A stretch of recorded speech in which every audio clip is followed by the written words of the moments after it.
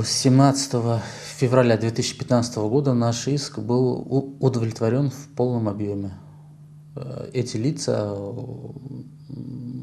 были обязаны решением суда освободить занимаемые незаконно ими помещения мечети. У лиц, находящихся в данной мечети, никаких правоустанавливающих документов не было. А духовное управление лишний раз подтвердило, что является собственником этой мечети.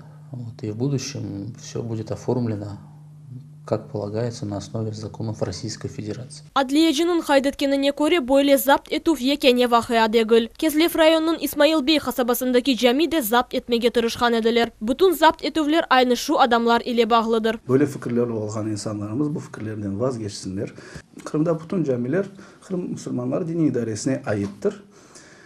Ait olmaganlar da preregistrasiya etip bizge geçmektedir. Bu mevzuda buna karşı çıkıp öz hesabına geçirmek böyle çirkin işlerden men sanmayayım bundan sonra böyle bir şey olacağına ve bugün olup geçken bu vakalar da bunu gösterir ki bu birinciden İslam'a karşı, ikinciden de kanunga karşı. Kırım Dini İdaresi bütün vatandaşlarımızın İslam dini etrafında birleşmege çağıra. Allah o günde temiz gönüllü olsak böyle vakalar yüz vermez. Liviza Sidbilalova, Rustam Fayzulin, haberler.